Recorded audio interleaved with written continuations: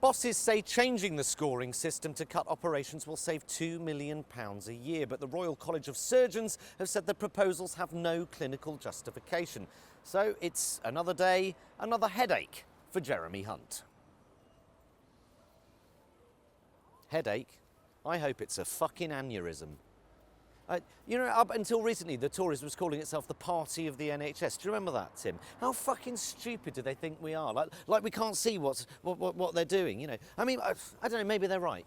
We're all so distracted watching May give Trump a sloppy blowjob. We're like, oh, hang on a minute, Jeremy, what's that you're up to? Missed that.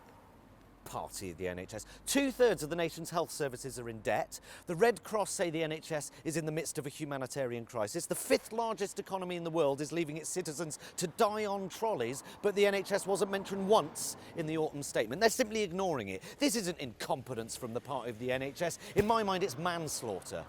But by Hunt's own admission, there are 150 avoidable deaths in our hospitals every week, and yet he says there is no crisis. But to be fair, what does he know about public services? He comes from a family of millionaires, he's about to become the richest person in the cabinet, and he's fourth cousin to the Queen. Maybe he's just got a mental block because of aristocratic inbreeding. To be fair to Hunt, doesn't matter who's in the job. Andrew Lansley. Remember Andrew Lansley, Hunt's predecessor? Vicious, incompetent twat. And then along came Hunt. It's like Michael Gove and Nicky Morgan all over again. The Tories, they're like herpes, right? You think you got rid of the worst of it, and then it comes back twice as bad. There's no point in getting rid of Hunt. Demanding that Jeremy Hunt goes is like going on a march chanting, have a slight reshuffle, have a slight reshuffle. It's pointless. The Tories have an inexhaustible supply of bastards. They're not going to suddenly run out.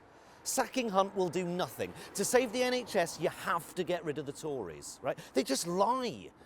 They say funding's not the problem. We're increasing funding by 1.3% a year, but that's not proportionate to the increased pressure on the service. I think it was like 6% under Labour. 1.3%, that's like buying a few extra umbrellas to deal with a tsunami.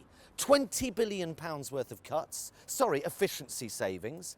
Hunt blames all this on inefficiency. Well, that's a fucking slap in the face to all those people working themselves into the ground to keep the NHS going under impossible conditions. So when they say they can't fix it, don't believe them. Efficiency starts at the top, Mr. Hunt. They don't want to fix it. That's the truth of it. They don't want to fix it. I honestly wouldn't mind if the Tories came out, or anyone came out and said, I believe, ideologically, that the private sector should take over the NHS. Sure, if that's what you think, fine, great. I strongly disagree with you, so let's have a debate. It's this privatisation by stealth that I can't stand. You can't argue against something that's not being admitted. And that seems to be the way global politics is going, isn't it? Deny it, deny it, deny it. How can you argue against something when they just deny it's happening? They give us all these assurances, they push through their shoddy reforms, and for what?